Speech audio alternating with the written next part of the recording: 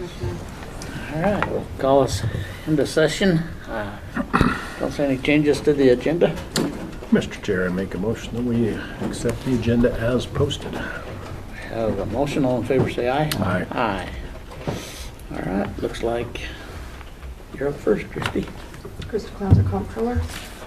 Before the board, I have 5 settlement agreements for opioid cases. If the board will approve those, then I will submit them to the appropriate bodies, and then we'll see what funds start coming in associated with them. Legal has reviewed them. They didn't have any concerns. Do you have any idea on the amount of funds we would anticipate getting from this? No. Okay. We have some information that Jason had sent last week on prior settlements, but as far as new settlements, I don't know. Okay. Motion on these. Mr. Chair, I make a motion that we approve the, what is it, settlement request? Opioid settlement request as presented. We have a motion, all in favor say aye. Aye. Aye. And then if I could have those all scanned and sent to Kristen's office. Okay. The next item I have before the board is an agreement to use the City of Chubbuck building meeting rooms for May 10th and 11th. This is for the State Tax Commission levy workshop, because we coordinate that for the State Tax Commission. We just filled out the form for them. The form is not accurate yet. The only thing I'm missing is how many attendees. Ben with the State Tax Commission has not responded to the email I sent him last week. So as soon as I get that information, then we'll know what size or how to set the room up.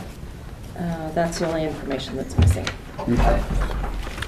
Mr. Chair, I make a motion that we approve the form for Chubbuck facility use. Have a motion, all in favor say aye. Aye. Aye. Do you want them both? Thank you. Adam. Oh, perfect time. Good morning, Adam McKinney, Chief Technical Officer. This morning I have a signature request for dark fiber build out to the new Safe Teen Assessment Center. This is from Direct Communications. That's our current provider for dark fiber. This will be a piece of fiber that we own. So this is a one-time install cost and then $1,000 a year as according to our contract with those guys. So it's about in the same ballpark range as we spent on the Sterling building. It's just a shorter run, so it costs a little less money. So, and the money has been budgeted and allocated in the Safe Teen Build-Out Center, and then the maintenance is in my budget as well. So we are set to go. Do you have any questions about it? Did you talk to a couple other companies on this, or was this? So we originally talked with Direct Communications, and they were hesitant to do the installation. According to what we understand, there's a little bit of pushback as to wanting to sell their dark fiber. Dark fiber means that we own it once it's installed. And so we also did engage Lumen, and we talked with Syringa. The downside to both of those would be that we would not own the fiber and there would be an ongoing monthly expense. Lumen was $1,000 a month, Syringa was $400 a month. The difference in this is that this fiber will own this fiber, much like the rest of our ring, which saves us money in the long run. It is more money to put it in up front because they've got a trench under that street, but then it's only $1,000 a year and it's ours. We own it. We can do whatever we want with it. So. And then again, we couldn't just tap into the line that's going to the Sterling building. This will. This does. It'll run a T off of that? Yes, that's exactly what this does. This comes off of that. The biggest expense on the install is because they've got to go under that road. Our Sterling building line is on the north side of that street that's just north of, and it runs straight over. So they will go under that and under the parking lot and come up into that switch room in there. So. Okay, Yep. great. That was the exact question I had. Well, I thought we talked about it. Yes. and I couldn't remember, so I just wanted to clarify. Didn't we just put a line over there? Yes, Across the yeah, street? we did, and again, like I said, the kind of pushback at the beginning was that they didn't want to sell us another piece of fiber because that takes away from the amount of fiber they have, But in discussions with them, we told them, look, we want to continue our relationship with you guys, and they understood. And so this is a piece of fiber that we, the county, will own and maintain going forward, so. Okay. Mr. Chair, I make a motion that we approve the installation request with Direct Communications as presented. We have a motion. All in favor, say aye. Aye. Thank you very much. Thank you. Chase.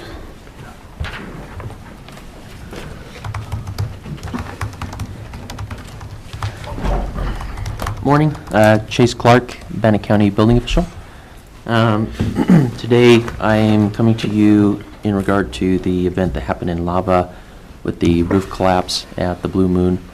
And essentially, I would like to be able to assist their code enforcement officer in managing the whole situation. And so normally when you have a building event such as this, there will be an emergency response. So you'll have police, fire, search and rescue, securing the building. And then normally you'll have someone come in to assess the building itself. And the assessment, in this case, the City of Lava contracts through the state of Idaho for them to provide their building services. And the issue with that is they're spread so far and thin that I don't believe they're going to have a very effective response in being able to get over there. And even now, we're kind of after the fact coming to this and being like, do you need help? Can we help you? And I'd like to have something just basic in place that basically says, if you need assistance or if you need help, please reach out so that I can go there and do that. I think that'd be a really good neighborly type thing to do as far as the county and the city relationship goes.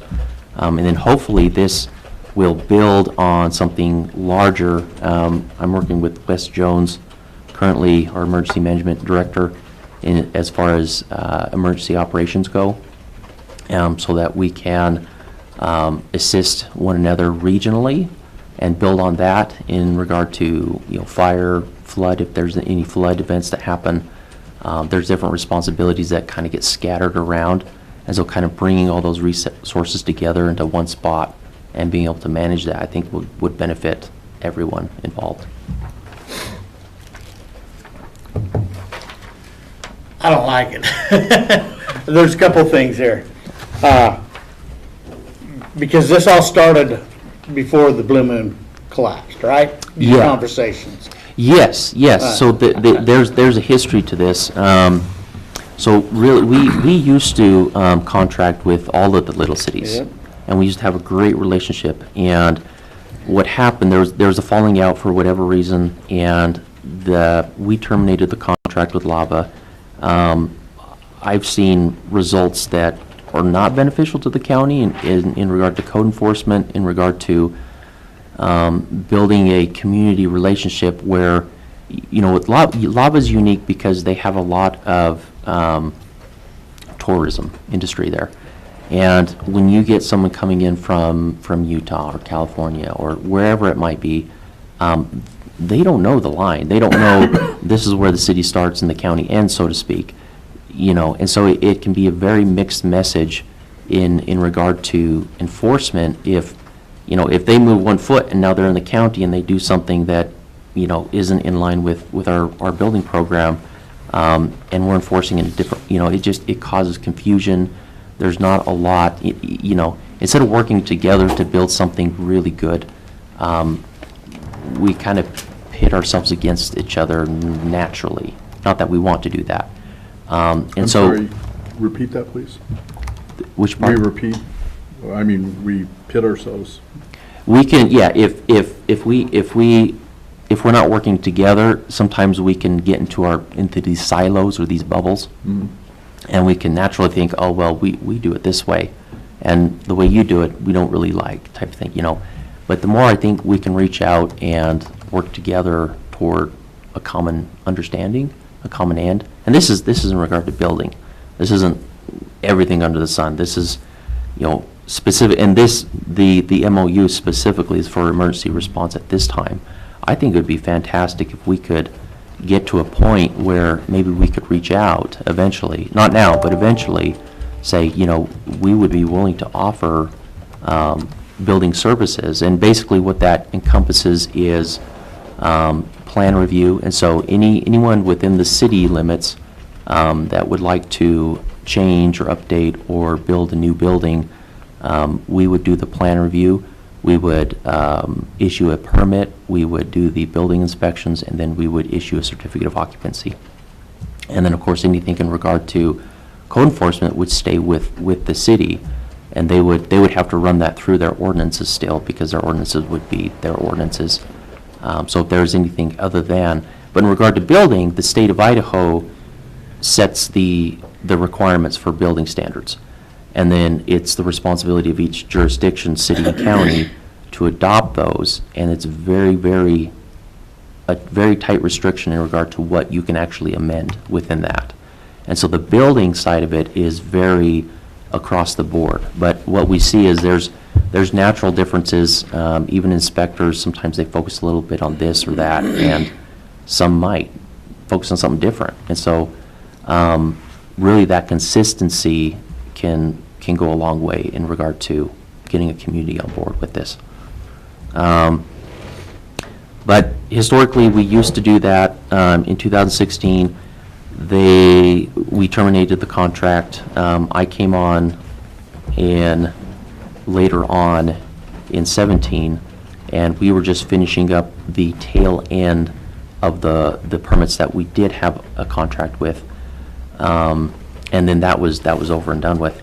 And then before the holidays, their code enforcement officer reached out to me maybe mid-December and was really wanting to start something back up.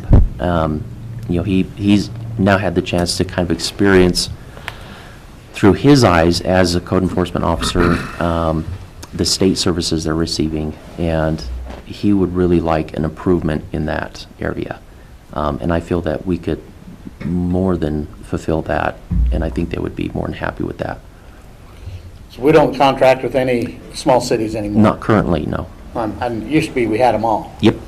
And I mean, and that's what happened, is the same thing you're talking about right now, is that they weren't satisfied with the results that they was getting. Yeah. And so they all pulled away and went to the state. Yeah. The other part about this is, well, there's a couple of other parts, is there's no compensations anywhere in here. Mm. It's all just, and we have no authority, Nope. but do we have liability? Yeah, I mean, if we're sending you down there and you're telling them what to do, how does that make the county liable? Because that's what I'm reading here is they're saying we don't, but if Right. if Yeah. they're not, if they're following your rules or not following your rules, Yep. I have mixed feelings about that. Yep. Yeah, I mean, there's always a chance of risk with that. Depending on maybe information you give them, whatever, if it leads to something, that could come back to the county or you. So I know that this is an MOU.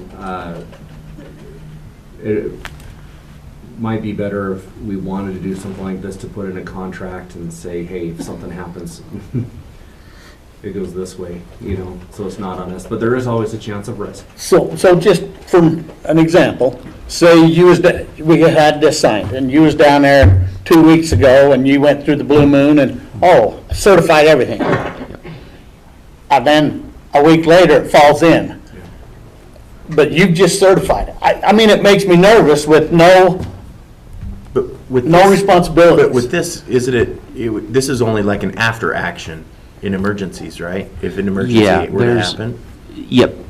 Yeah, based on the emergency, it would be an initial assessment, essentially, and then based on the initial assessment, it would go to, if there's excessive damage, risk of further collapse, things of that nature, then that would be referenced, that would actually be sent out and say, okay, now it's the property owner's responsibility to contract with a structural engineer to get them in here before you could actually reoccupy that building. And really, so it's the process of making sure that those This things doesn't don't. just say for this one instance, this is an open-ended MOU. For 3 years. commitment here. But I only if, just- only if an emergency were to happen though, It doesn't right? say in emergency. It does, right there in Where? 1. Provide assistance support as needed in emergency events to the city of Lava and sharing expertise and knowledge. Well, that might be even worse for liability, because, you know, basically, when people sue, they sue everybody in sight, everybody What? that touches it. Mhm. And so if he's going down there, even with the Blue Moon, let's say you go down there and you're giving him advice and stuff, and some kids get in there and get hurt, anyone that touched that's gonna get sued by the opposing counsel. I agree with the concept here of helping and stuff, but Lava has not been a team player with us. We have a suit right now that we're talking about with them and stuff, and I don't have a lot of confidence. I'd want a lot more discussion before we enter, I'm not interested in entering into a 3-year agreement Yeah. at this time. Yeah. And I am interested in having further discussions with Lava and other cities if they're interested in getting back with us. I'm assuming you guys would be interested in that discussion as well. But something like this, I'm not interested in this at this point. Yeah, okay. And certainly not in this form. I would like their mayor and their city council to come and talk to us, and so that we, I mean, It's probably fair. I think that would be better so that we know the mindset Yeah. of those that are in charge. Okay. That's, anything else? No, Opposite? Or- I think it's fair that their mayor come and have a conversation with us. Yeah. If they're looking for this help, I would like to Yeah, okay, visit with him. okay. But I appreciate your willingness to help them and Oh, use your absolutely, yeah, expertise and yep. stuff. Yep. We are looking for the good of every community in Bannock County, Yeah, and yeah. that's good, but I just think that this doesn't get us where we need to be at that time.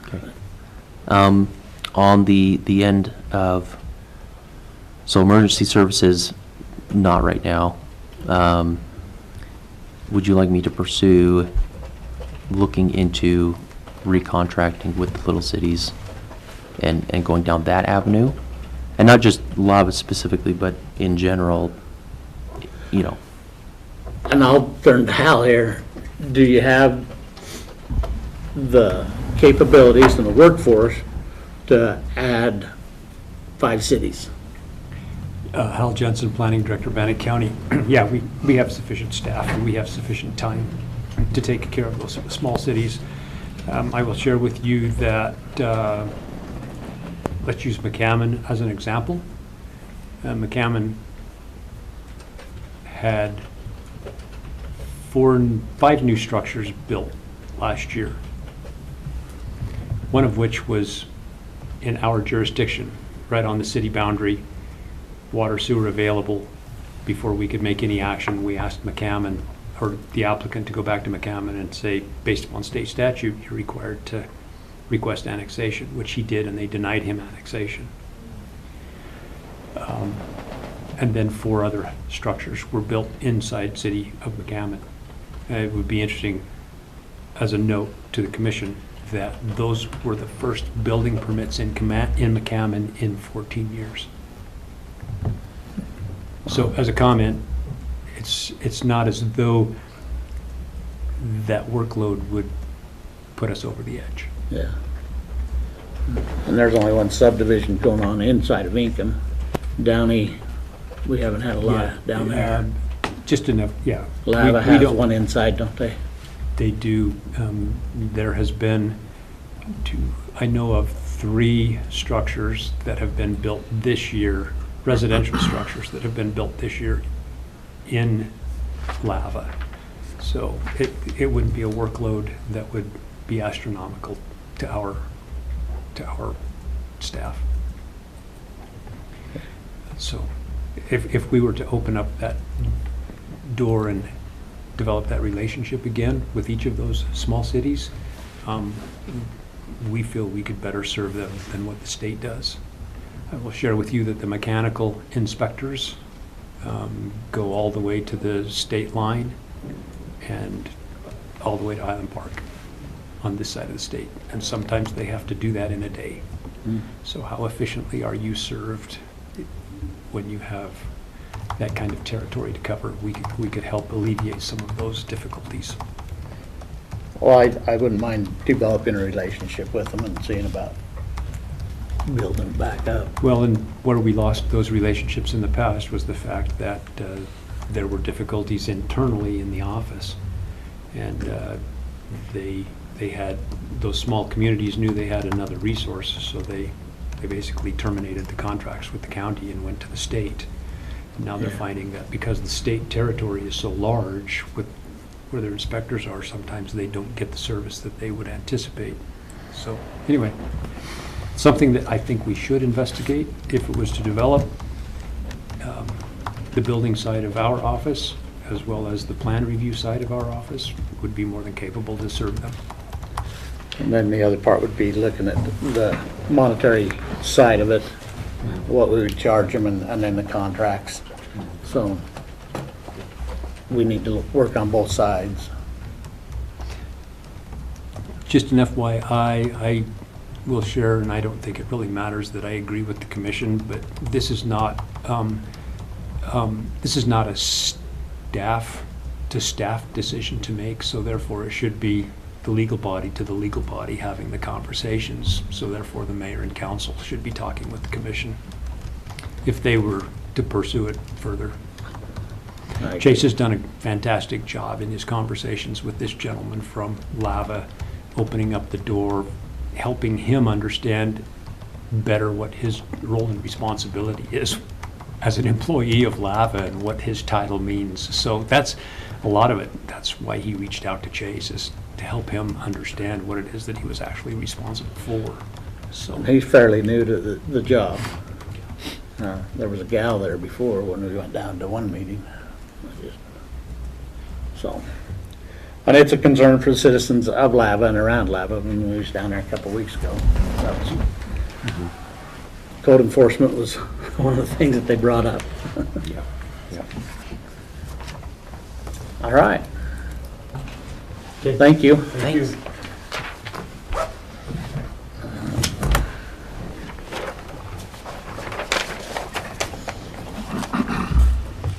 All right. Discussion on coroner staff. Tori, you might as well come up here.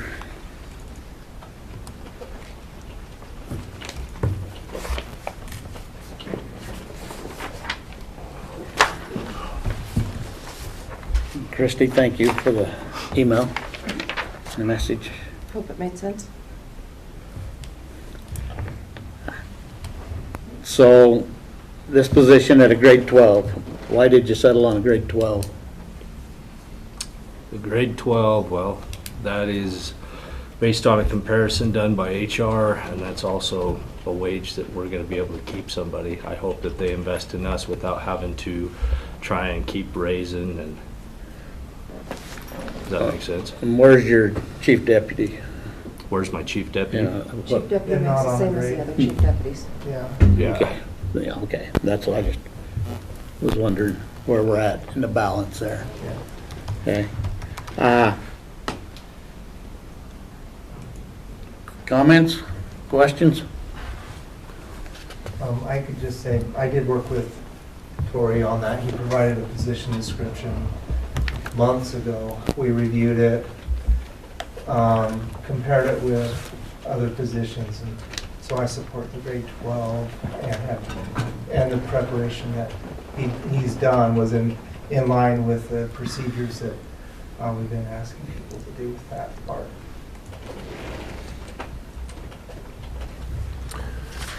My question is for Christie. That 77,000 that you've identified in the juvenile facility operation, does that cause them any stress if we take that? No, so what happened is I budgeted 900,000 for the juvenile facility, Okay. for what we have to pay Right. for our part. We didn't know how much it was going to be with the new billing model and with credits. we ended up not needing that much, so we have 77,000 remaining after we already reallocated 48,000. Okay. All right. So that's still gonna leave us a little bit of money in there if we have anything unanticipated Okay. come up. I thought that's what you said. I just needed the refresher, so thank you.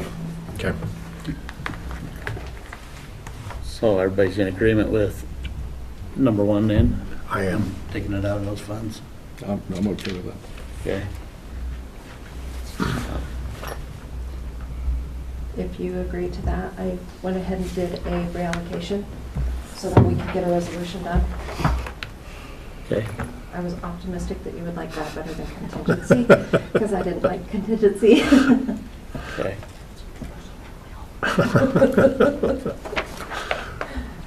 I'd ask for a motion then. Mr. Chair, I make a motion that we go ahead and authorize the coroner to hire a new position based on transferring funds as discussed. And, yeah, that'll work. We have a motion. All in favor, say aye. Aye. Aye. Where do you want us to sign on this? Just on the elected official? Yes. And then what I do is I'll give that to Amy, and she will do a formal resolution for you to approve next week. Okay.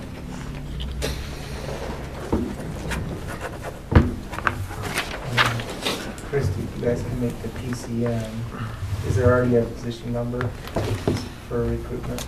I'll have to talk to Alicia. Usually, standard procedure is Josh will email me, say, can we get this going? Okay. And then when he does, Then we'll start start rolling on all of that. All right. Thank you. Very good. So are we good to, I can just work with HR and then we'll post that and work through that process now? Yep. Okay. All righty, appreciate it. Thank you, guys. Tori, I have some resources that I brought in yesterday that might be helpful as you're planning your interviews, so let's get together at some point. Okay. Sounds good. Thank you. All right. This is like employee evaluation discussion with an executive session.